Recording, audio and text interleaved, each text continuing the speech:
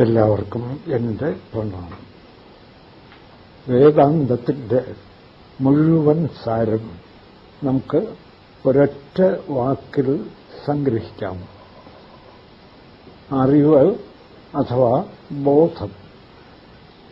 ഇത് വേദാന്തത്തിൻ്റെ മാത്രം സാരമല്ല, പ്രപഞ്ചത്തിൻ്റെ മുഴുവൻ സാരം, അനന്ത കോടി ബ്രഹ്മാണ്ടങ്ങളുടെ സാരം. എന്താ?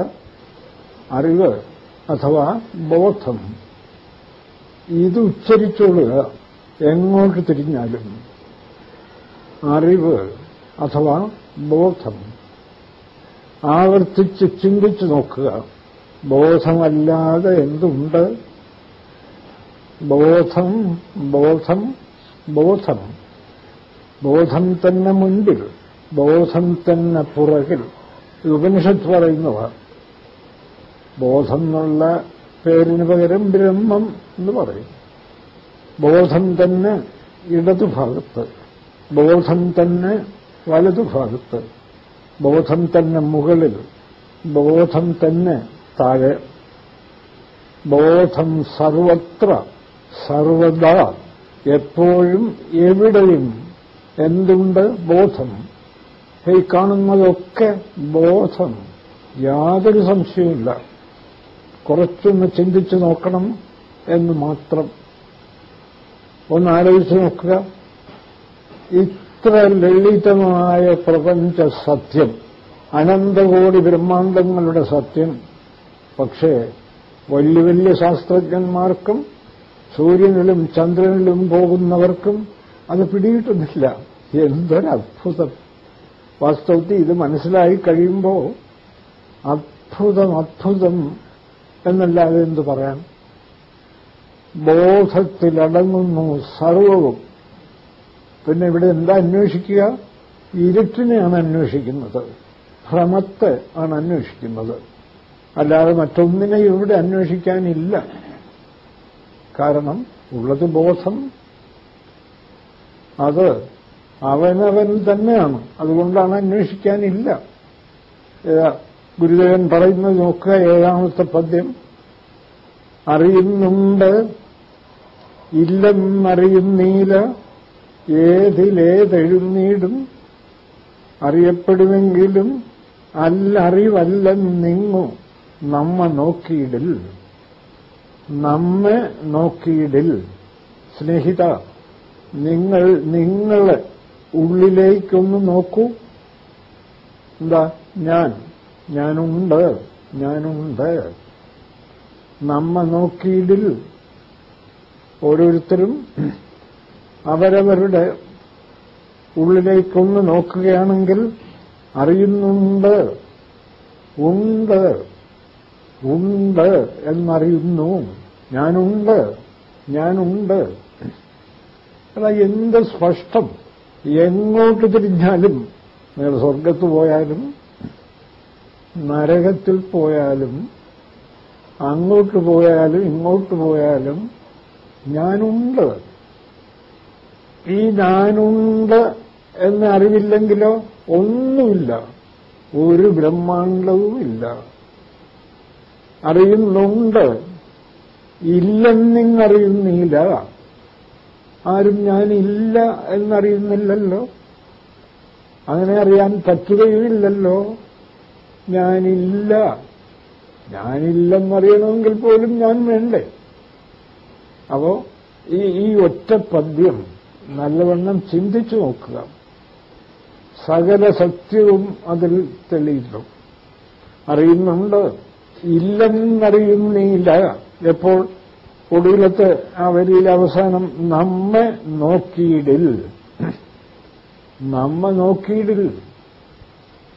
ഓരോരുത്തരും ഉള്ളിലേക്ക് തിരിഞ്ഞ് അവരവരെ ഒന്ന് നോക്കുകയാണെങ്കിൽ അറിയുന്നുണ്ട്, ഉണ്ട്. ഇല്ലെന്നറിയുന്നില്ല, ഇല്ലെന്നാരും അറിയുന്നില്ല. ഇതിലേതെഴുന്നീടും. അപ്പൊ ഈ പ്രപഞ്ചം അറിയുന്നുണ്ട് എന്ന്, ഞാനുണ്ട് എന്നറിയുന്ന ആ അറിവിൽ നിന്നാണോ പൊന്തി വരുന്നത്? അതെ, ഇല്ല എന്ന അറിവിൽ നിന്നാണോ? ഏത് കുഞ്ഞിനാണ് ചിന്തിച്ചുകൂടാത്തത്? ഇല്ല എന്ന് അറിവേ ഇല്ല. അങ്ങനെ ഇരിക്കെ ഇല്ലെന്ന അറിവിൽ നിന്നും അനന്തകോടി ബ്രഹ്മാണ്ടങ്ങൾ പൊന്തി വരാൻ പറ്റുമോ? അറിയുന്നില്ല. ഏതിൽ ഏത് എഴുന്നീടും ഉണ്ടെന്നുള്ള, ഞാനുണ്ടെന്നുള്ള അറിവിൽ നിന്ന് ഈ പ്രപഞ്ചം ഉള്ളതായി കാണപ്പെടുമോ? അതോ ഞാനില്ലെന്നുള്ള അറിവിൽ നിന്നും ഈ പ്രപഞ്ചം ഉള്ളതായി കാണപ്പെടുമോ? ആർക്കാ മനസ്സിലാവാത്തത്? ഞാനുണ്ട് എന്ന ആ അനുഭവത്തിൽ നിന്നാണ് ഈ അനന്തകോടി പ്രപഞ്ചം ഉണ്ടെന്ന് അനുഭവപ്പെടുന്നത്. അറിയപ്പെടുമെങ്കിലും ഇതൊക്കെ അറിയപ്പെടുന്നതാണ്. മേശയുണ്ട്, കസേരയുണ്ട്, സൂര്യനുണ്ട്, ചന്ദ്രനുണ്ട്. ഇവിടെ മേശയും കസേരയും സൂര്യനും അറിയപ്പെടുന്നവ. പക്ഷേ ഇരുട്ടിൽ നിന്നാണോ അറിയപ്പെടുന്നത്? ഞാനുണ്ട് എന്ന ആ ബോധത്തിന്റെ ഉണ്മയിൽ നിന്നല്ലേ കസേരയുണ്ട്, മേശയുണ്ട്, അനന്തകോടി ബ്രഹ്മാണ്ടങ്ങളുണ്ട് എന്നറിയപ്പെടുന്നത്? ഇവിടെ ആർക്കെന്താ സംശയം? വല്ല സംശയമുണ്ടെങ്കിൽ ചോദിച്ചോളുക. അറിയപ്പെടുമെങ്കിലും അറിവല്ല ഇത്. ഇരുട്ടിൽ നിന്നുള്ള അറിവല്ല. ഉണ്ട് എന്ന വെളിച്ചത്തിൽ നിന്നുള്ള അറിവാണ് മറ്റെല്ലാ അറിയപ്പെടലും. അനന്തകോടി ബ്രഹ്മാണ്ടങ്ങളുടെ അറിയപ്പെടൽ അതൊക്കെ അറിയപ്പെടുന്നതാണ്. അവ അറിവല്ല. അല്ലെന്ന് വെച്ചാൽ ഇരുട്ട്. ഇല്ലെന്നുള്ള അനുഭവം, അതിൽ നിന്നുള്ള അറിവല്ല. ഉണ്ടെന്നുള്ള ബോധത്തിൽ നിന്നാണ് സകലതും അറിയപ്പെടുന്നത്. ഇത് ഏത് ശാസ്ത്രജ്ഞനോ സ്റ്റീഫൻ ഹോക്കിൻസോ അല്ലെങ്കിൽ ഐൻസ്റ്റീനോ ആരോ വരട്ടെ, നമുക്ക് പറഞ്ഞു കൊടുക്കാം.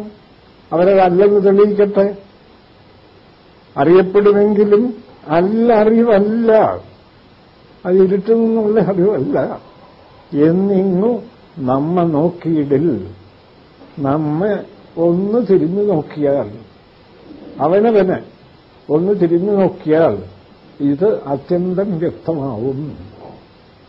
ലോകം, പ്രപഞ്ചം എത്ര വലുതോ ആകട്ടെ, ഓരോരുത്തരുടെയും പ്രപഞ്ചം അവരവരുടെ ഉള്ളിലുള്ള ഞാനുണ്ട് എന്ന കേന്ദ്രത്തിൽ അനുഭവപ്പെടുന്നതാണ്. ആ കേന്ദ്രം ഇല്ലെങ്കിൽ പ്രപഞ്ചമില്ല. ഇതാർക്കെങ്കിലും സംശയമുണ്ടോ? അതല്ല സാർ, ഇപ്പൊ സാറിന്റെ ഉള്ളിലെ ഞാനുണ്ട്, അതില്ലെങ്കിൽ സാറിന് പ്രപഞ്ചമില്ല. മറ്റൊരാൾക്കുണ്ടല്ലോ. അതായത് മറ്റൊരാൾക്കുണ്ട്. എന്തുകൊണ്ട്?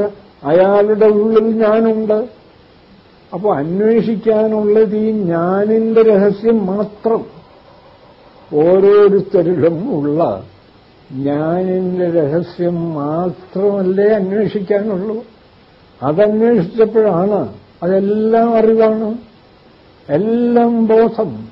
എന്റെ ഉള്ളിലുള്ള ഞാനുണ്ട് എന്നുള്ള അനുഭവവും ബോധം. അമീബയുടെ ഉള്ളിലുള്ള ഞാനുണ്ട് എന്ന അനുഭവവും ബോധം. സൂര്യനിലോ ചന്ദ്രനിലോ ഉള്ള ഞാനുണ്ട് എന്ന അനുഭവവും ബോധം. അതൊക്കെ ബോധമായതുകൊണ്ട് എല്ലാം ബോധം. എങ്കിലും അത് പലതായിട്ട് പല അമീബയുടെ ഉള്ളിലും സാറിന്റെ ഉള്ളിലും പിന്നെ ചന്ദ്രന്റെ ഉള്ളിലും ആയിട്ടൊക്കെ മാറി മാറിയാണല്ലോ സാർ. ഒക്കെ ബോധമാണോ? ഇനി നിങ്ങളതിനെ മാറി മാറി കാണുന്നതിന്റെ രഹസ്യം മാത്രം അന്വേഷിച്ചാൽ മതിയല്ലോ. അത് സ്നേഹിത, നിങ്ങളുടെ കൊച്ചു മനസ്സിന്റെ അതിരൊന്ന് പൊളിച്ചു മാറ്റൂ. മാറ്റുമ്പോൾ നിങ്ങൾക്ക് തന്നെ ബോധ്യപ്പെടും. ആരുടെയും ഉള്ളിലുള്ള എവിടെയും ഉള്ളിലുള്ള ഞാനുണ്ട് എന്ന അനുഭവം ഒരേ ഒരു ബോധം, അഖണ്ഡ ബോധം. ഈ ജഗത്തിൽ മുഴുവൻ നിറഞ്ഞു നിൽക്കുന്ന ബോധം, അത് അല്പമൊന്ന് ശ്രമം ചെയ്ത് ഒന്ന് ഉള്ളിലെ രാഗദ്വേഷങ്ങൾ മാറ്റിയാൽ മാത്രം മതി. എക്സ്പെരിമെന്റ് അത് ചെയ്ത് നോക്കൂ. നോക്കിയാൽ എല്ലാ ബോധവും ഒന്ന്. അപ്പോ എന്താ പ്രപഞ്ച സത്യം? ബോധം, ബോധം, ബോധം, ബോധം. ഇത് തന്നെയാണ് വേദാന്തം എവിടെയും പറയുന്നത്. രമണ മഹർഷി പറയുന്നു, സകലരുടെ ഉള്ളിലും ബ്രഹ്മമാത്രം ഹ്യഹമഹമിതി സാക്ഷാത് ആത്മരൂപേണ ഭാതി ഹൃദിവിശ മനസാ സ്വം ചിന്വത മജ്ജതാവ പവന ചലനരോധാത് ആത്മനിഷ്ഠോ ഭവത്വം. എല്ലാവരുടെ മനസ്സിലും ഉള്ളിലും, ആരുടെ ഉള്ളിലും എവിടെയും എന്താ ബ്രഹ്മം, ഞാനുണ്ട്, ഞാനുണ്ട് എന്നിങ്ങനെ ബ്രഹ്മം, ബ്രഹ്മം എന്ന് വെച്ചാൽ സർവത്ര നിറഞ്ഞു നിൽക്കുന്ന അഖണ്ഡ ബോധം.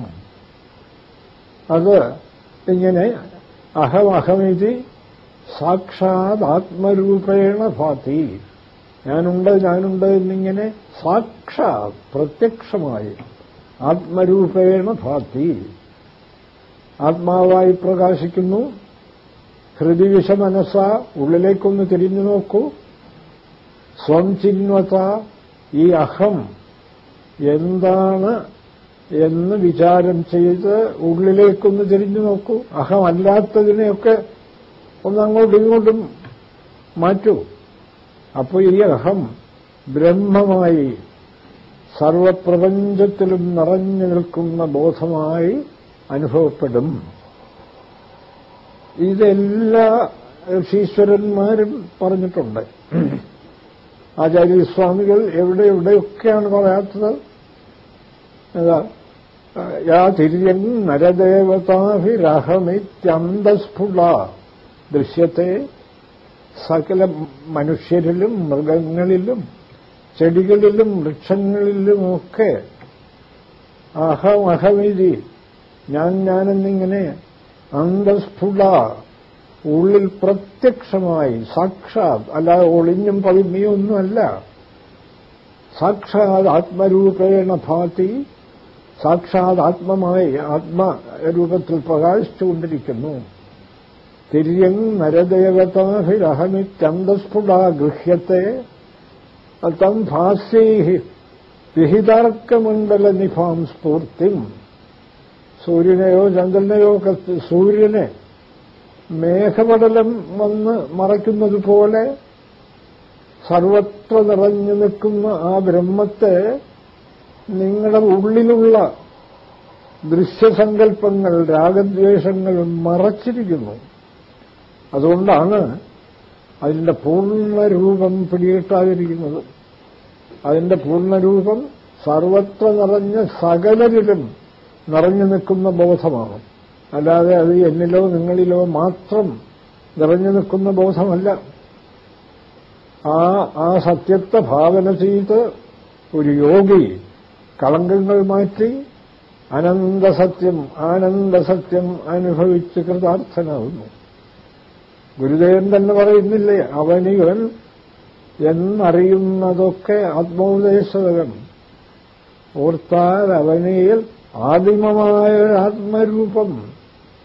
ഈ നാമരൂപങ്ങൾ പ്രത്യേകം ഈ ഭ്രമം ഉണ്ടാകുന്നതിന് മുൻപേ നിലവിലുള്ള ആ ആത്മാവ്, അനന്തബോധം, അതാണ് അറിവ്, അതാണ് ബോധം, അതാണ് എല്ലാവരിലും ഇങ്ങനെ കാണപ്പെടുന്നത്. അപ്പോൾ ഈ ജഗത്തിന്റെ സത്യമെന്താ? ബോധം. ഇനി എന്തറിയാൻ, എവിടെ പോയി അറിയാൻ? എവിടെയോ പൊയ്ക്കൊള്ളുക, എന്തുവേണോ വായിച്ചോളുക, എന്തുവേണോ പഠിച്ചോളുക. പക്ഷേ ഈ അറിവ് കൂടെ ഉണ്ടെങ്കിൽ രക്ഷപ്പെട്ടു. അല്ലെങ്കിൽ ഒരു സ്റ്റീഫൻ ഹോക്കിൻസും രക്ഷപ്പെടാൻ പോകുന്നില്ല. കഷ്ടം. വാസ്തവത്തിൽ എന്തു പറയാനാണ്? ഇത്ര ലളിതമായ സത്യം പിടികിട്ടുന്നില്ല. അതിനെ കളങ്കം മാറ്റി അനുഭവിക്കാൻ കൂട്ടാക്കുന്നില്ല.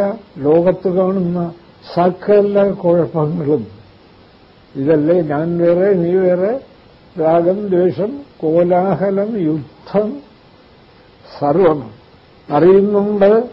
ഇല്ലെന്നിങ്ങറിയുന്നില്ല, ഏതിലേതെഴുന്നീടും ആരും ഇല്ലെന്നറിയുന്നില്ല. എല്ലാവരും ഞാൻ ഉണ്ടെന്നാണ് അറിയുന്നത്.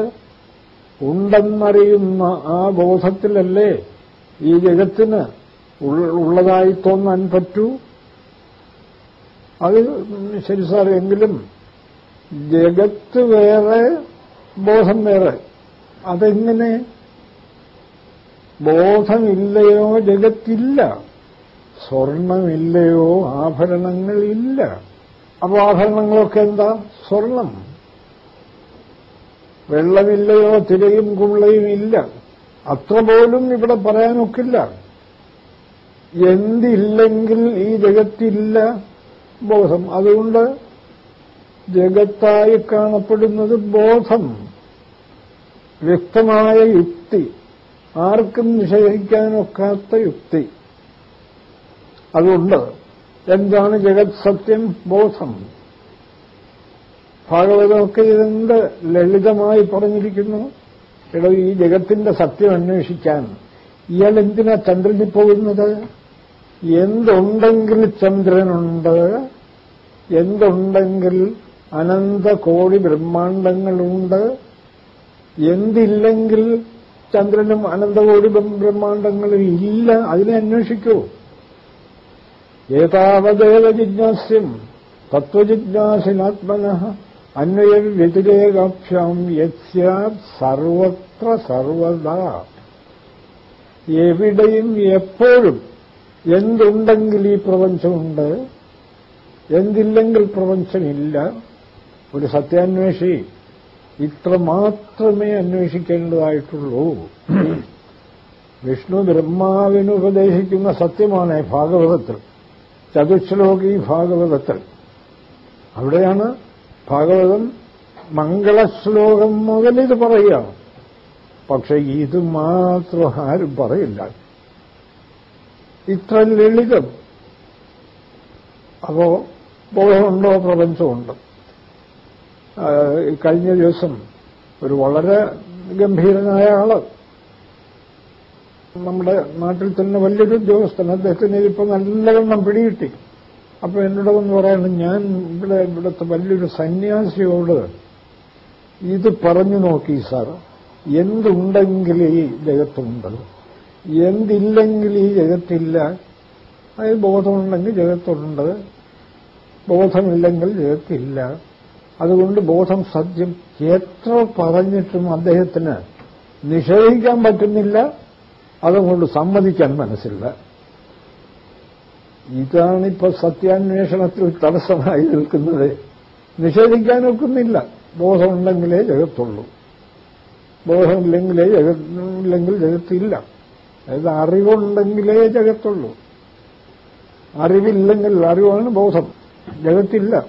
അദ്ദേഹത്തിന് യുക്തി നിഷേധിക്കാൻ വയ്യ, പക്ഷേ അങ്ങോട്ട് സ്വീകരിക്കാൻ പറ്റുന്നില്ല. എന്നിട്ടും സഗുണഭക്തിയാണോ അത് നല്ലത്, നിർഗുണഭക്തിയാണോ? മണ്ണാങ്കട്ട, നിങ്ങൾ എന്ത് ഭക്തിയോ കൊണ്ട് നടക്കൂ. ഭക്തിയല്ല, അല്ലെങ്കിൽ കൃഷ്ണൻ പറയുന്നത് കൊല്ലും കൊലയും കൊണ്ട് നടക്കൂ. തെറ്റിദ്ധരിക്കരുത്. ഉള്ളത് ബോധം മാത്രം, അത് ധരിച്ചോളൂ. കൃഷ്ണൻ വ്യക്തമായി പറഞ്ഞിരിക്കുക, നീ കൊല്ലും കൊലയും അഭിചേതസി സർവേഭ്യ പാപേഭ്യ പാപകൃതമഃ. നീ അങ്ങേറ്റത്തെ പാപിയായിക്കോ, ഭക്തിയും വേണ്ട, ഒന്നും വേണ്ട. പക്ഷേ സർവം ജ്ഞാനപ്ലവേനൈവ, ഈ ജ്ഞാനം ഉൾക്കൊള്ളൂ. പിന്നെ എന്ത് പാപം? ഉൾക്കൊള്ളണം. അല്ലാതെ വെറുതെ നാക്കുകൊണ്ട് ജ്ഞാനവും പറഞ്ഞിട്ട് പാവവും ചെയ്തുകൊണ്ട് നടന്നാൽ അനുഭവിക്കേണ്ടി വരും.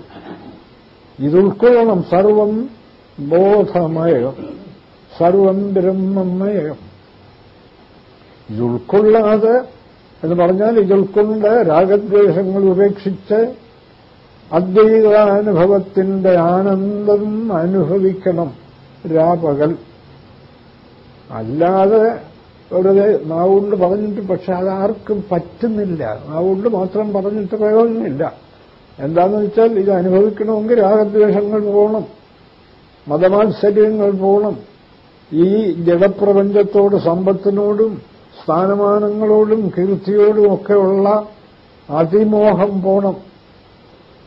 കീർത്തിയോ സമ്പത്തോ സ്ഥാനമാനങ്ങളോ വേണ്ടെന്നല്ല.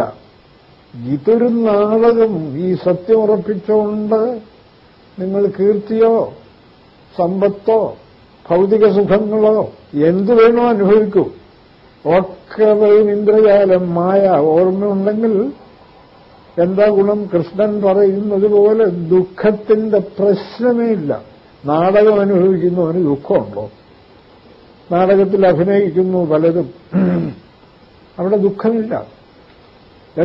അഭിനയിച്ചാലും ദുഃഖമില്ല. കള്ളന്റെ പാർട്ട് അഭിനയിച്ചാലും ശരി, സന്യാസിയുടെ പാർട്ട് അനുഭവിച്ചാലും ശരി, അവൻ അത്യന്തം സുഖിക്കുന്നു. സുഖിച്ചുകൊണ്ട് അഭിനയിക്കുന്നു. പക്ഷെ അത് സത്യബോധമില്ലാതെ പറ്റില്ല. ഈ സത്യബോധം നല്ല ഉറപ്പുവരണം. അതനുഭവിച്ച ആളാണ് കൃഷ്ണൻ. അനുഭവിച്ചു, എല്ലാം അനുഭവിച്ചു. കുട്ടിക്കാലം മുതലേ മോഷണം, പിന്നെ അങ്ങോട്ട് മനഃപൂർവ്വം മോഷ്ടിച്ചതല്ല. ഒരു രസം ആരെയും ദ്രോഹിക്കാനുമില്ല. ആരെയും ദ്രോഹിക്കാൻ കൃഷ്ണൻ മോഷ്ടിച്ചില്ല. എല്ലാരെയും രസിപ്പിക്കാൻ, സന്തോഷിപ്പിക്കാൻ. കൊല്ലും കൊലയും. ലോകത്തെ രക്ഷിക്കാൻ വന്നു. ലോകത്തെ രക്ഷിക്കാൻ ഇവിടെ ഇല്ലാത്ത ലോകത്തെ എന്ത് രക്ഷിക്കാനാണ്?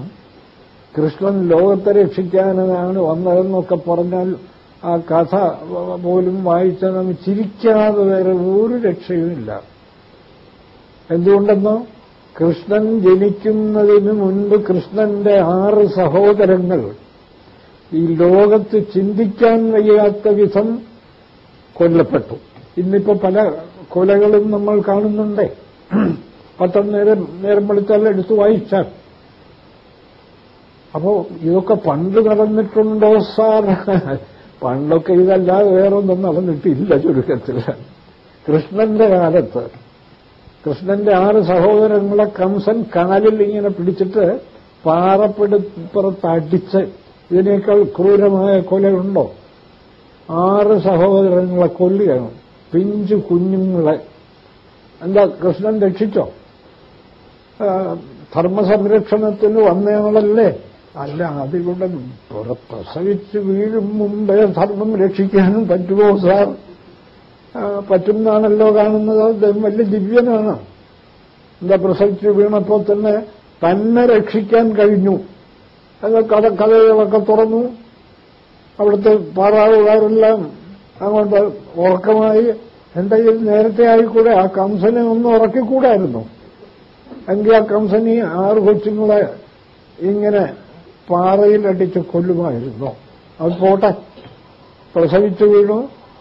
സ്വന്തം കാര്യം എല്ലാവർക്കും വലുത്. താൻ രക്ഷപ്പെട്ടു, ആ ജയിലിൽ നിന്ന് രക്ഷപ്പെട്ടു. അല്ല, ഇങ്ങനെയൊക്കെ പറഞ്ഞാൽ സാറ് എന്താ ഈ കൃഷ്ണാവതാരത്തെ ഇങ്ങനെ മോശമാ?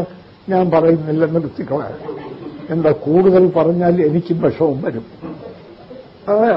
ഒക്കെ കൊണ്ടുപോയി കൃഷ്ണൻ ജനിച്ച ഒരാഴ്ചയ്ക്കകം ആ നാട്ടിലുള്ള എത്രയോ പിഞ്ചു കുട്ടികളെ കൊല ചെയ്യപ്പെടുന്നു.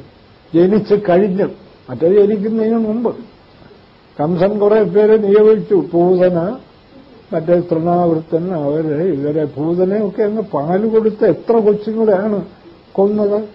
എന്നാൽ കൃഷ്ണനെ പാല് കൊടുക്കാൻ വന്നപ്പോ രക്ഷപ്പെട്ടു. അത് താൻ രക്ഷപ്പെട്ടു. ഞാൻ എന്തിന് കൂടുതലൊന്നും പറയുന്നില്ല. അറിയുന്നുണ്ട്, ഇല്ലെന്നറിയുന്നില്ല. ഈ പ്രപഞ്ചം ഇല്ല. ആദ്യം മനസ്സിലാക്കുക. അത് മനസ്സിലാക്കാതെ കൃഷ്ണൻ, രാമൻ യഥാഹി ധർമ്മസ്യ ഗ്ലാനിർഭവതി ഭാരത, ധർമ്മത്തിന് ഗ്ലാനി വരുമ്പോ ഞാൻ അവതരിക്കും. കൃഷ്ണൻ പറഞ്ഞിരിക്കുന്നു. സാറെന്തോന്നാ ഇതൊക്കെ ഈ ഗീതയിലും മറ്റും പറഞ്ഞിരിക്കുന്നതൊക്കെ കള്ളമാണെന്നാണോ? ഞാനാണോ? കൃഷ്ണൻ തന്നെ തീർത്ത് പറഞ്ഞിട്ടാണ്. ഞാൻ ഈ പറയുന്നതൊക്കെ ഒരു കളി. ഇന്ദ്രജാലം എന്ന് വെച്ചാൽ ഉള്ളതാണോ? ഞാൻ ജനിക്കുന്നു എന്നൊക്കെ പറയുന്നില്ലേ? വെറും മായ, വെറും മായ. അജോപിസൻ അവ്യയാത്മാ ഭൂതാനാം ഈശ്വരോപിസൻ പ്രകൃതിം സ്വാം അധിഷ്ഠായ സംഭവാമ്യാത്മമായയാ. ആരും ഇതൊന്നും ശ്രദ്ധിക്കില്ല. മനുഷ്യൻ ആ കൂരിരുട്ടിൽ കിടന്ന് പിടയുകയാണ്. സത്യം യഥാർത്ഥത്തിൽ ഗ്രഹിക്കാൻ ആർക്കും താൽപ്പര്യമില്ല. കുറെ യജ്ഞങ്ങൾ, കോലാഹലങ്ങൾ നടന്നു, പിടഞ്ഞ് മരിച്ചു. ഇതല്ലേ ജീവിതം? കൃഷ്ണൻ പറയുന്നു, അജോബിസൻ, ഞാൻ ജനിക്കാത്തവനാണ്. അവ്യയാത്മാ, ഒരിക്കലും എനിക്കൊരു കുറവും ഒരു ചലനവും സംഭവിക്കില്ല. ഭൂതാനാമീശ്വരോപി, ഈ ജഗത്തിന്റെ മുഴുവൻ കളി നടത്തുന്നത് ഞാനാണ്. എങ്കിലും പ്രകൃതിയെ ആശ്രയിച്ച് സംഭവാമി. ഉടൻ ചോദിക്കണം, പിടിച്ചു നിർത്തി, അജനല്ലേ ജനിക്കാത്തവൻ? ജനിക്കാത്തവൻ എങ്ങനെ ജനിച്ചു? കൃഷ്ണന് പേടിയാണ്. അതുകൊണ്ടാണ് ഞാൻ ജനിക്കാത്തവനാണ്. അജോബിസൻ അവ്യയാത്മ ഭൂതാനാം ഈശ്വരോബിസൻ. ഇതൊന്നും ഞാൻ പറയുന്നതല്ലേ, ഇതൊക്കെ നമ്മുടെ ഉണ്ണിക്കണ്ണൻ പറയുന്നതാണ് ഗീതയിൽ. സംഭവാമ്യാത്മമായ, എന്താ അതിനർത്ഥം? അങ്ങനെയൊന്നും എന്നോട് കയറി തർക്കിക്കേണ്ട. ഞാൻ ജനിച്ചതായി തോന്നിപ്പിച്ചു ഇന്ദ്രജാലം. മായയ, ഒരു ഐന്ദ്രജാലികൻ യുദ്ധമൊക്കെ പ്രദർശിപ്പിച്ചു. ഒടുവിൽ അയാളോട് പോയി, ഇയാളോട് ആര് പറഞ്ഞു ഇവരെയൊക്കെ കൊന്നിടാൻ? എടാ മടയെ, ഞാനാരെയും കൊന്നില്ല, നിന്നെ ഭ്രമിപ്പിച്ചു. ഇത് ഭാഗവതം അവസാനം വരെ പറയുന്നേ. കൃഷ്ണൻ മരിച്ചു. ശുഗൻ പരീക്ഷത്തിനോട് ചോദിക്കുകയാണ്, രാജാവേ, കൃഷ്ണൻ മരിച്ചു എന്നങ്ങ് കരുതുന്നുണ്ടോ? കൃഷ്ണൻ ജനിച്ചിട്ടേ ഇല്ല, പിന്നെ എങ്ങനെ മരിക്കാൻ? രാജൻ പരസ്യ തനുഭം ജനനാപ്യയ മായാവിളംബനം. രാജാവേ, ആ പരമാത്മാവിന്റെ ജനനമരണങ്ങളൊക്കെ മായാവിളംബനം, മായയിലെ വെറും തോന്നൽ എന്ന് പറഞ്ഞാൽ ഈ ജഗത്ത് വെറും തോന്നൽ. ഇവിടെ ഒരു ജഗത്തുമില്ല. ജഗത്തില്ലെങ്കിൽ പിന്നെ ജഗത്തിൽ അധർമ്മയോടെ വരാൻ പോണു. അധർമ്മമില്ല. എന്നാൽ പിന്നെ അധർമ്മം ഇല്ലാതാക്കാൻ അവതരിക്കേണ്ട കാര്യമുണ്ടോ? ആരും അവതരിച്ചില്ല. ഭാഗവതം 2-ാം അധ്യായത്തിൽ പറയുകയാണ്, ഈ അവതരിച്ചു എന്നൊക്കെ പറയുന്നത് വെറും ഭ്രമം, വെറും ഭ്രമം. യഥാ നഭസി. വേണ്ട, ഇനിയിപ്പോ ഒരുപാട് അങ്ങോട്ട് പോയാൽ നമുക്ക് അറിവെടുക്കാൻ പറ്റില്ല. അതുകൊണ്ട് നിർത്തിക്കളയാം. അറിയുന്നുണ്ടില്ലെന്ന് ഇങ്ങറിയുന്നീല, ഏതിലേതെഴുന്നീടും, ഏതിൽ ഏതുണ്ടാവും. അറിയപ്പെടുമെങ്കിലും അല്ലറിവല്ല എന്നിങ്ങു നമ്മ നോക്കിയിടിൽ. അറിവെന്നേ എന്നേ ഇതുണ്ട്. അറിവ്, ഈ ബോധം ഉള്ള അന്നേ ഈ പ്രപഞ്ചവും ഉണ്ട്. ഉണ്ടെന്ന് വെച്ചാൽ ഉണ്ടെന്ന് തോന്നുന്നു. അറിവ് മാത്രമേ ഉള്ളൂ. മരുഭൂമി എന്നു മുതലുണ്ടോ അന്നു മുതൽ കാനൽ ജലം ഉണ്ടെന്ന് തോന്നുന്നു. പക്ഷെ കാനൽ ജലം ഇല്ല. സത്യമറിയാത്തവർക്ക് കാനൽ ജലമുണ്ടെന്ന് തോന്നുന്നു. വെറും മരുമരീചിക. അവിടെ ഒരു തുള്ളി വെള്ളം പോലും ഇല്ല. ഇല്ലാത്തത് ഉണ്ടെന്ന് തോന്നുന്നു. അങ്ങനെ വരുമ്പോഴാണ് ഇത് മനസ്സിലാകാത്തവർ ചില ചോദ്യം ചോദിക്കും. എങ്കിലും ഈ വെള്ളം ഇപ്പോ എവിടെയാണ്? അതാ അവിടെ ഒരു സരസ് കാണുന്നു. ഈ വെള്ളം മരുഭൂമിയിൽ എന്നുത്തരം. സത്യം അറിയാവുന്ന ഒരാൾ വേറെ എന്ത് പറയും? ഇല്ല എന്ന് പറഞ്ഞാൽ അയാൾക്ക് വിശ്വാസമാവുന്നില്ല. എത്ര പറഞ്ഞാലും ഇവിടെ വെള്ളമില്ല. ഞാൻ അകത്ത് കയറിയൊക്കെ നോക്കി നല്ലവണ്ണം പരിശോധിച്ചതാണ്. ഒരൊറ്റ തുള്ളി വെള്ളവും അവിടെ ഇല്ല. എങ്കിലും സാർ, ഞാൻ ഈ കാണുന്ന വെള്ളം എവിടെയാ? ഈ വെള്ളം കാണുന്നുണ്ടോ? എവിടെയാണെന്ന്? മരുഭൂമിയിൽ. മരുഭൂമിയിൽ എങ്ങനെയാ വെള്ളം വരുന്നത്? അത് അങ്ങനെ ഒക്കെ വന്നപ്പോ മരുഭൂമിയിൽ വെള്ളമുണ്ടായി. എങ്ങനെ വന്നപ്പോ? ഞാൻ പറഞ്ഞില്ലേ അവിടെ വെള്ളം ഇല്ലെന്ന്. നിനക്ക് മനസ്സിലാവാത്തതിനിപ്പോ ഞാൻ എന്ത് ചെയ്യുന്നു? നീ വീണ്ടും വീണ്ടും ചോദിക്കുന്നു. ഞാൻ എന്ത് ചെയ്യും?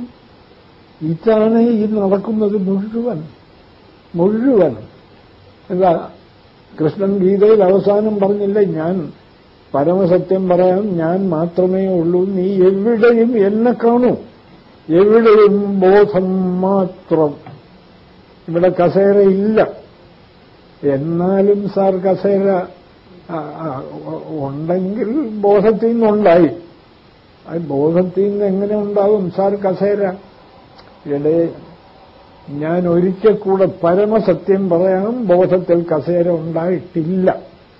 നിനക്ക് അത് ഉറപ്പിക്കാൻ പറ്റുമോ? സർവഗുഹ്യതമം ഭൂയശൃണുമേ പരമം വചഃ. അർജുന, പരമരഹസ്യം ഞാൻ പറയാം, ഞാൻ മാത്രമേ ഉള്ളൂ. അതുകൊണ്ട് സർവധർമാൻ പരിത്യജ്യ, ഈ കാണുന്ന ഒന്നും ഉണ്ടെന്ന് കരുതരുത്. സർവധർമാൻ എന്ന് പറയുന്നത് എന്തിനെങ്കിലും ഒഴിവാക്കി കാണോ?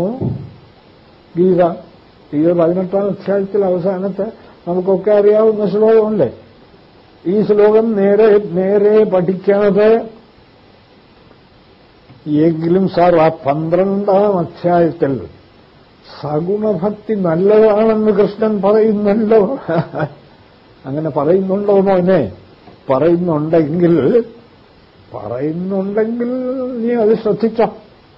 പക്ഷെ കൃഷ്ണൻ ഇങ്ങനെയും പറയുന്നുണ്ട്, സർവധർമാൻ പരിത്യജ്യ. സഗുണഭക്തിയുമില്ല, ഇവിടെ നിർഗുണഭക്തിയുമില്ല.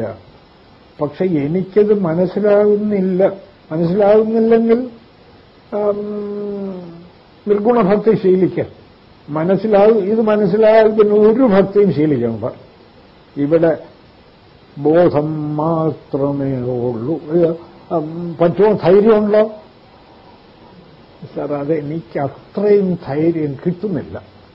എന്നാ നിർഗുണഭക്തി ശീലിക്ക്. ഇതാണ് സമ്പ്രദായം. നിർഗുണഭക്തിയും എന്റെ മനസ്സിന് അങ്ങോട്ട് ഇണങ്ങുന്നില്ല.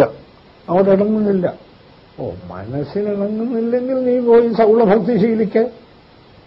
കൃഷ്ണൻ പറഞ്ഞിട്ടുണ്ട്. കൃഷ്ണൻ ഇതും പറഞ്ഞിട്ടുണ്ട്. സർവധർമാൻ പരിത്യജ്യ. ധൈര്യമുള്ളവർക്ക്, അല്ലാത്തവർക്ക് വേറെ എന്താ മാർഗം? വാസ്തവത്തിൽ സത്യമെന്തെന്നറിയാതെ ആധ്യാത്മിക തലത്തിൽ പോലും ഗംഭീരന്മാർ കിടന്ന് പെടയട്ടെ. അറിവെന്ന ഒരൊറ്റ കൃതിയിലെ ഒറ്റ ശ്ലോകമെങ്കിലും വായിച്ചു നോക്കട്ടെ. ഗുരുദേവന്റെ ഈ അറിവെന്ന കൃതിയിലെ അറിവെന്ന് അന്നേ ഇതുണ്ട്.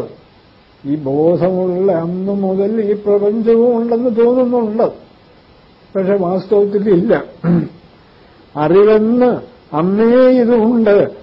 അറിവുണ്ടെന്നാൽ എന്നിട്ട് ഗുരുദേവൻ പറയുകയാണ്, യഥാർത്ഥത്തിലുള്ള അറിവുണ്ടെന്ന് വന്നാൽ, എന്നുവെച്ചാൽ പരമമായ സത്യം എങ്ങും നിറഞ്ഞു നിൽക്കുന്ന അഖണ്ഡ ബ്രഹ്മസത്യം വേണ്ട പോലെ അറിഞ്ഞാൽ, അറിവുണ്ടെന്നാൽ ഇത് എങ്ങു നിന്നിടും? ഈ പ്രപഞ്ചം ഇത് അന്നേ ഉണ്ടെന്ന് തോന്നുന്നുണ്ട്. മരുഭൂമി ഉള്ള കാലം മുതലേ കാനലുകളും ഉണ്ടെന്ന് തോന്നുന്നുണ്ട്. മരുഭൂമിയെ യഥാർത്ഥത്തിൽ അറിഞ്ഞാൽ പിന്നെ ഈ കാനൽ ജലം എവിടെ നിൽക്കും? മരുഭൂമിയിൽ ഒരിക്കലും ഒരു തുള്ളി വെള്ളവും ഉണ്ടാകാൻ പറ്റില്ലല്ലോ. അറിവ് എന്ത് ഗംഭീരമായിട്ട് പറയുന്നു നോക്കണം. അറിവ്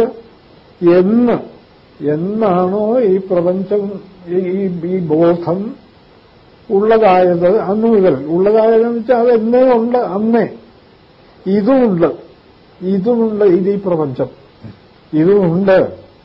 പക്ഷേ അറിവുണ്ടെന്നാൽ ആ അറിവിനെ വേണ്ടവണ്ണം അറിയാൻ കഴിഞ്ഞാൽ ഇതെങ്ങു നിന്നിടും? പിന്നെ ഈ പ്രപഞ്ചം എവിടെ നിൽക്കാനാ? സർവത്ര നിറഞ്ഞു നിൽക്കുന്ന ബോധം. ഇവിടെ ജഡത്തിന്റെ കണിക പോലുമില്ല.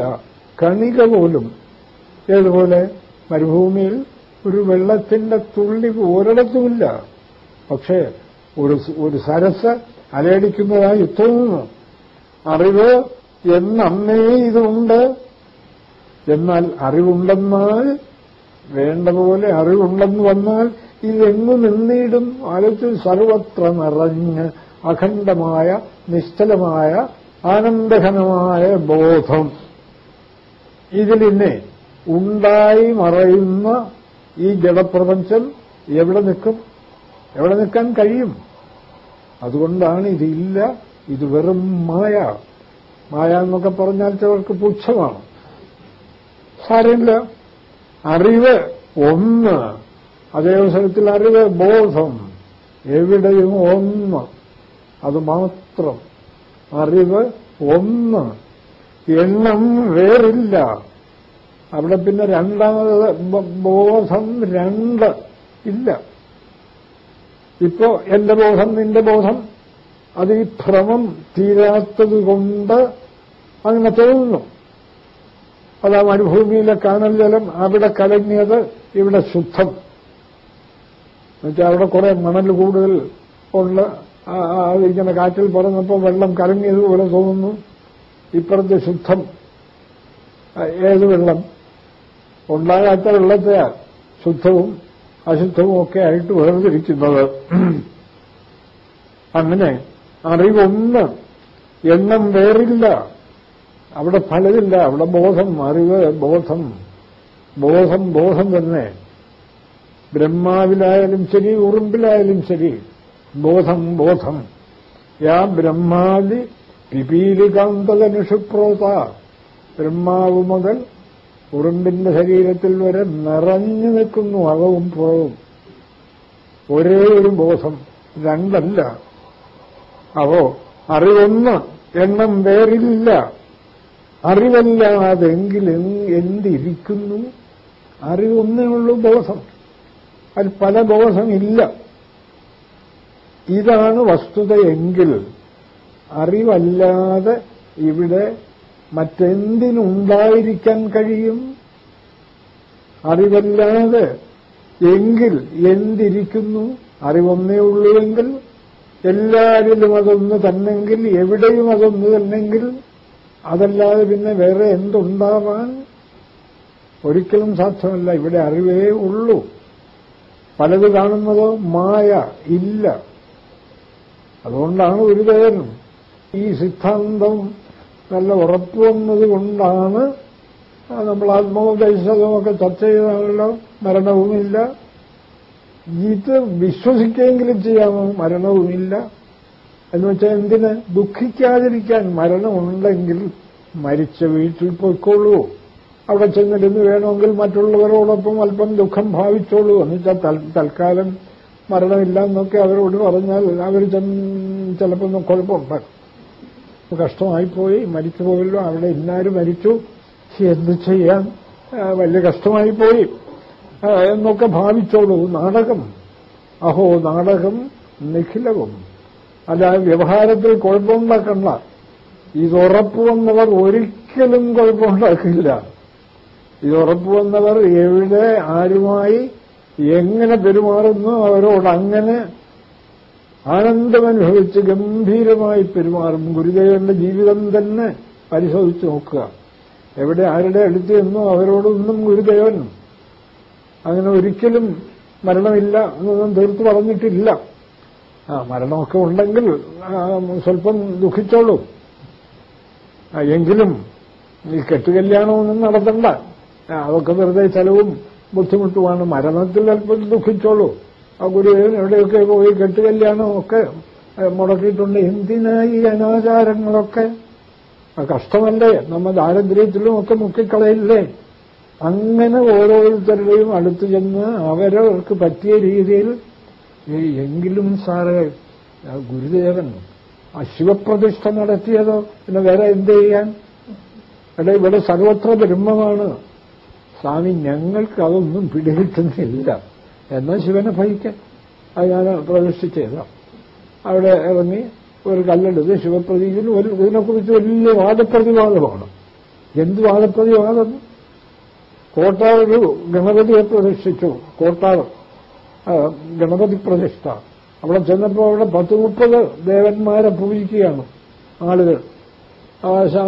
ചാത്തനെയും ചടയനെയും ഒക്കെ പൂജിക്കുന്നു. അപ്പോൾ ഗുരുദേവൻ ചോദിച്ചു, എന്തിനായി 10-30 ദേവന്മാരെ? നമുക്ക് ഒരു ദേവൻ പോരെ. അശോ സ്വാമി, അതിപ്പോ എങ്ങനെ? ഈ ദേവന്മാരെയൊക്കെ ഞങ്ങൾ എന്ത് ചെയ്യും? എന്ത് ചെയ്യും? എടോ, അത് സാരമില്ല, ഒരു കൊട്ട കൊണ്ടുവന്നു. എല്ലാ ദേവന്മാരെയും അതിനകത്ത് ആ കൊട്ടയ്ക്കകത്തിട്ടു. ഒരു വലിയ കുഴിച്ചു അതിനകത്തിട്ടു, മണ്ണിട്ടു. ഇവിടെ ഞാനൊരു ഗണപതിയെ പ്രതിഷ്ഠിക്കുന്നു. സാർ, എന്നാ പിന്നെ എന്തിനാ ഗണപതിയെ പ്രതിഷ്ഠിച്ചത്? വേറെ എന്ത് ചെയ്യാൻ? ഈ 30 ദേവന്മാരിൽ മനസ്സിങ്ങനെ പാഞ്ഞ് മനസ്സിനൊരു സ്വസ്ഥതയും കിട്ടാതെ നടക്കുന്നതിനേക്കാൾ ഒരു ദേവനിൽ തൽക്കാലം പായട്ടെ, കുറച്ചു കഴിഞ്ഞ് അയാളെയും എടുത്ത് ദൂരെ കളയാം. നല്ല പാകത വരുമ്പോ അതുവരെ ഇത് ചെയ്യട്ടെ, വേറെ എന്താ ചെയ്യുക? വാസ്തവത്തിൽ മഹാന്മാർ മനുഷ്യരെ രക്ഷിക്കാൻ ചെയ്ത കാര്യങ്ങൾ പോലും സത്യമറിയാത്തതുകൊണ്ട് തെറ്റിദ്ധരിച്ച് ദുഃഖത്തിന് കാരണമാക്കി തീർക്കുകയാണ് ലോകം. അങ്ങനെ പറ്റൂ. അജ്ഞന്റെ കാരുണ്യം കൊണ്ട് ഈ ലോകം നടക്കുന്നു എന്നാണല്ലോ വസിഷ്ഠൻ രാമനോട് പറയുന്നത്. അജ്ഞന്റെ കാരുണ്യത്താൽ സംസാരം നടക്കുന്നു. ആചാര്യസ്വാമികളും മറ്റും പറയുന്നത്, ഈ പ്രപഞ്ചം ഒരന്ധപരമ്പര.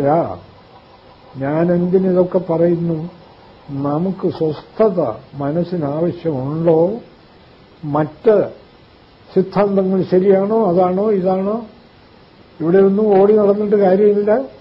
പൂർണ്ണമായ യുക്തിഭദ്രതയോടുകൂടി സത്യമിതാണ് എന്ന് നമ്മുടെ മുമ്പിൽ കയ്യിലെ നെല്ലിക്ക പോലെ ഇതാ കാണിച്ചു തരുന്നു. സൗകര്യമുണ്ടെങ്കിൽ ഉൾക്കൊള്ളുക. അറിവ് പോലുള്ള കൃതികളിൽ സംശയത്തിന്റെ കണിക പോലുമില്ലാതെ ഇതാണ് ജഗത് സത്യം എന്ന് വ്യക്തമായി നമുക്ക് കാട്ടിത്തരുന്നു. പറ്റുമെങ്കിൽ ഉൾക്കൊള്ളുക. നമുക്ക് ഒരാൾക്കെങ്കിലും. ഞാൻ അതുകൊണ്ടാണ് ഇതൊക്കെ പറയുന്നത്. അല്ലാതെ എനിക്ക് ഗുരുവായൂരപ്പനോട് അതിരറ്റ ഭക്തിയാണ്, എന്നോട് അതിനേക്കാൾ വാത്സല്യമാണ്. അതുകൊണ്ട് ഞാൻ അദ്ദേഹത്തെ ആക്ഷേപിച്ചെന്നോ കുഴപ്പമുണ്ടാക്കിയെന്നോ ഒന്നും വെളിയിലിറങ്ങി ആരോടും പറയരുത്. വെറും ഒരു നേരം പോക്ക് ഇവിടെ പറഞ്ഞതേ ഉള്ളൂ. ഉൾക്കൊള്ളാൻ പറ്റുന്നിടത്തോളം ഉൾക്കൊള്ളുക. ഞാനല്ല പറഞ്ഞത്, ഗുരുദേവന്റെ വാക്കുകളുടെ പിന്നിൽ ഞാനത് പറഞ്ഞതേ ഉള്ളൂ. അറിവെന്ന് അന്നേ ഇതുമുണ്ട്. ശരിക്ക് വായിച്ചാൽ അർത്ഥം മനസ്സിലാക്കാൻ ബുദ്ധിമുട്ടില്ല. അറിവ് എന്താണോ ഉള്ളതായത് അന്നു മുതൽ ഇതുമുണ്ട്, ഈ പ്രപഞ്ചവുമുണ്ട്. പക്ഷേ പ്രതിഭാസിക്കാൻ കഴിയാത്ത ഈ ജഡപ്രപഞ്ചം എങ്ങും നിറഞ്ഞറിവ് നിൽക്കുന്നു എന്നറിഞ്ഞാൽ പിന്നെ എങ്ങു നിന്നിടും? പിന്നെ എവിടെ നിൽക്കും? അറിവ് ഒന്ന്. എവിടെയും അറിവ് ബോധം അറിവ് ഒരിടത്തും അറിവല്ലാതെ മാറുന്നില്ല. അറിവ് എവിടെയും അറിവ്, ബോധം എവിടെയും ബോധം. അറിവ് ഒന്ന്, എണ്ണം വേറില്ല. നല്ല കൊച്ചു കൊച്ചു വാക്യങ്ങളിൽ അതിന് പല എണ്ണമില്ല. അതുകൊണ്ട് അറിവല്ലാതെങ്കിൽ എന്തിരിക്കുന്നു ചോദ്യമാണ്. ഇതിനൊക്കെ ഉത്തരം പറയാൻ പറ്റുമോ? അതുകൊണ്ട് അറിവ് എന്ന കൃതി ആവർത്തിച്ച് വായിച്ചു നോക്കുക.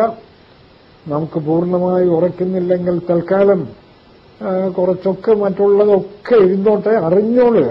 ഒന്നുമില്ല, പക്ഷെ മനസ്സ് നിൽക്കുന്നില്ല. എന്നാൽ കുറച്ച് സാറേ ഇതൊക്കെ ഇല്ലെന്നറിയാം, എങ്കിലും എനിക്ക് എന്റെ ശരീരത്തോടും വീട്ടിനോടുമൊക്കെ കുറച്ച് സംഘമുണ്ട്. ഒരു ദോഷവുമില്ല. ഉടനെ ഒന്നും അത് ഇല്ലാതെ ഒന്നും ആക്കണ്ട. ഇത് ഉറപ്പിക്കുക. ഉറച്ചുറച്ച് വരുന്തോറും മറ്റെല്ലാം തനിയെ മാറണം. തനിയെ മാറിക്കൊള്ളും. അല്ല ബലാൽ മാറ്റാൻ ഒരിക്കലും ശ്രമിക്കണ്ട. ഈ തത്വം ഉൾക്കൊള്ളുക. അതനുസരിച്ച് ജീവിതത്തെ കുറേശ്ശെ ക്രമപ്പെടുത്തി ഒരു ജന്മം കൊണ്ടല്ലെങ്കിൽ പല ജന്മം കൊണ്ട് അല്ല എങ്കിലും കണ്ടോ ഈ സാറ് കുഴപ്പമുണ്ടാക്കുന്നത് ജന്മമൊന്നുമില്ലെന്ന് പറയുന്നു, എന്നിട്ടിപ്പോ പറയുന്നു ഒരു ജന്മം കൊണ്ടല്ലെങ്കിൽ പല ജന്മം കൊണ്ടെന്ന്. അങ്ങനെയല്ലാതെ ഇത് പറയാം. അങ്ങനെയെങ്കിലും ഇത് ഉറച്ചു വരട്ടെ. ക്രമേണ ഇതുറയ്ക്കാൻ വേണ്ടി ഞാനിതൊക്കെ പറഞ്ഞെന്നേ ഉള്ളൂ. അല്ലാതെ ഒന്നിനോടും യാതൊരു ആക്ഷേപമോ വിപ്രതിപത്തിയോ ഇല്ല. സർവം ഈശ്വരമയം. ഭാഗ്യവശാൽ എനിക്കത് നല്ല ഉറപ്പ്, നിങ്ങൾക്കും ആ ഉറപ്പുണ്ടാകട്ടെ എന്ന് വിചാരിച്ചാണ് ഞാൻ ഈ പറയുന്നത്. സർവം ബോധമയം, ബ്രഹ്മമയം, അതല്ലാതെ ഇവിടെ മറ്റൊന്നുമില്ല. അത് നമുക്കെല്ലാവർക്കും ക്രമേണ ഉറച്ചു വരാനിടയാകട്ടെ. അതിന് ജഗതീശ്വരനും ഗുരുദേവനും ഒക്കെ നമ്മൾ കാരുണ്യം ചുരിഞ്ഞ്, ജഗതീശ്വരനും ഗുരുദേവനും ഒക്കെ വേറെ വേറെ ഉണ്ടോ സാർ ചോദിക്കരുതേ, അനുഗ്രഹം ചൊരിയുമാറാകട്ടെ. നമസ്കാരം.